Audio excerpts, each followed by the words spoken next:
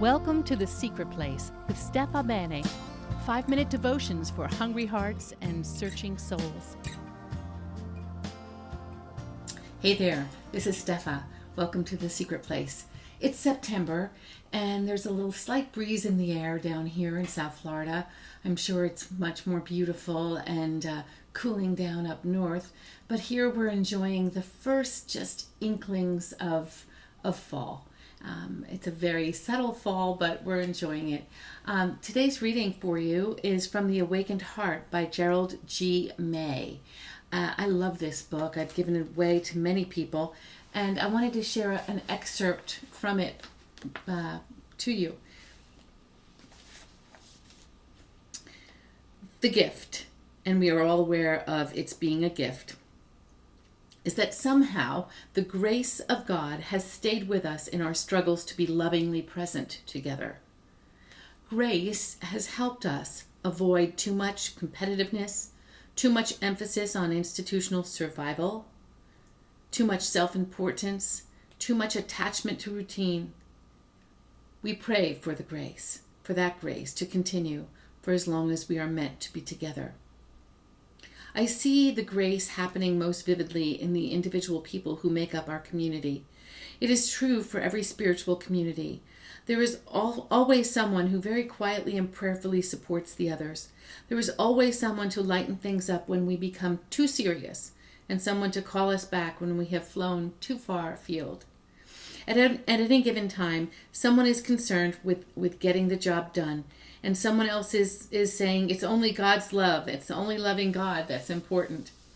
There's also always someone in the prophetic role, challenging the way we are and demanding something better. Even in this privileged environment, the prophetic role takes courage and requires suffering.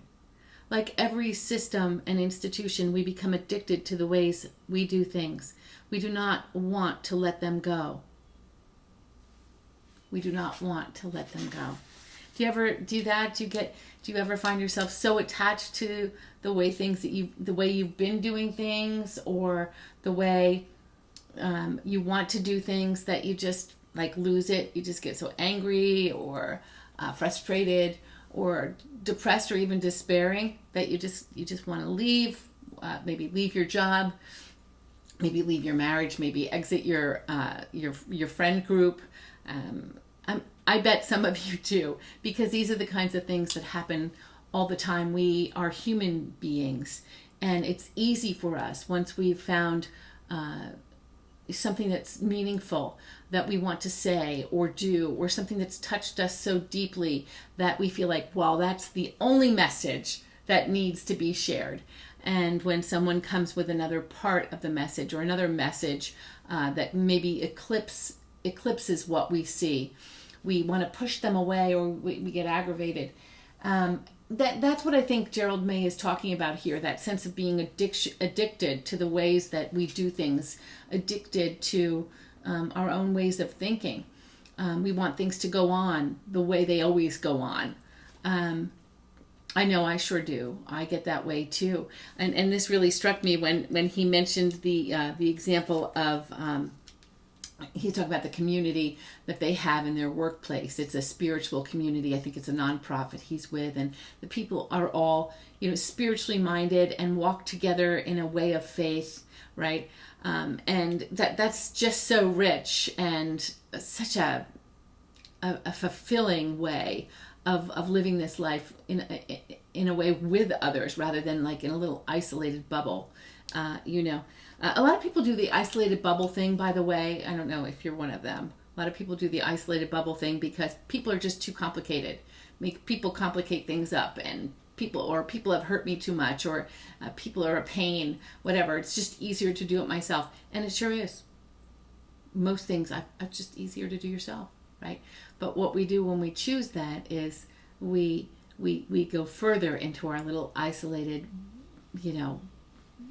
environment, and farther away from the possibility of a flourishing, beautiful community of people that we could go forward with. Well, when he was saying at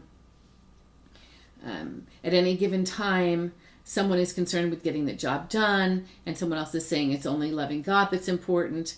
And I was there big time when I was much younger, like always wanting to only talk about it, like it being the Lord, like whatever need there was. Yes, there's a need. We can do that need, but let's get beyond that need and remember that Christ is the main thing. Christ is the most important.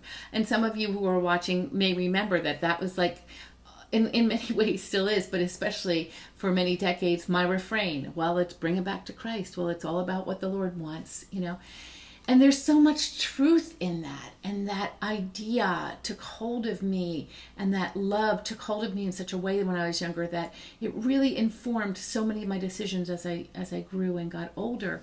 And I don't regret that. But what I'm saying is I have grown past that. Not past Christ, don't get me wrong. Not past the Lord is the answer and the Lord is our all. No, I haven't grown past that. But I've grown past the idea that that's all there is. Because when I listen to others who have been touched deeply in another way, let's say with a love and a passion for justice, social justice, I get that. I get them. I get what they're talking about. That it's everything's about social justice and making things right and making things even and making things fair. I get it. I can't just cover and say we all need to just walk in a way that God's love is the whole thing. Loving God and God's love is the whole thing. It's like, yes, maybe that's the foundation. But then what beyond the foundation as we build family relationships, as we build a relationship between husband and wife, as we build institutional relationships, in the church, in the work, education, what are the tools that we need to build with? What is the stuff of which we're building? Well, the foundation is God's love, I believe. God's love in all things. Anything that grows forth from his love is going to be stronger, sturdier, long-lasting, right? But we need other aspects of God besides his love. We need other aspects of character and virtue besides love. We do. And when you're working with people who see those other aspects, we need to work together, affirm one another, respect what each other sees, right? Right? That's what I'm trying to say. Moving forward as we get older, even like I said, like if you're 26, you're getting older and seeing this and seeing, I have students who, God love them. They maybe only see the mission field, going to help people in underdeveloped nations, helping them build their houses, build their lives, build work and opportunities, build the microeconomies of these developing nations. Is that a beautiful thought or what? Absolutely. But that's not the only thing that needs to be done in the earth. That's not the only positive thing. But sometimes they'll see like that's the only thing because that's what's striking them in their heart, right? Right? So you and I have ideas and passions and efforts that we participate in to put forth those things that we think are important, those things that are on our hearts. I'm going to say this morning, bravo, and let's all hold each other's hands up, hold each other's arms up to support and do all these things as best we can. And how do you know what it is among like 20 things that are important to do in your, let's say, in your county, in your state, in your country, in your community, in your workplace? Well, that's another matter. That's something we've talked about a good bit in The Secret Place. We talked about discernment. I told a friend a long time ago when she said to me, how do you do all the things you do? How do you do X, Y, Z and this and have the energy for it and whatnot?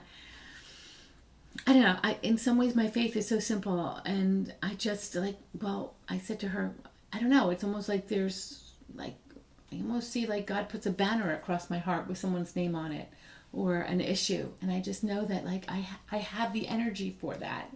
I have ideas for that. I have the oomph and the get up and go to go help or do.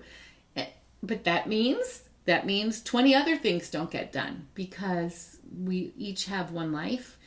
We each have one body, that we're just, so much energy, so much time in a day, right? So I just want to affirm whatever you have in your life that is important and meaningful, where you like to pour your energies and your love and your time.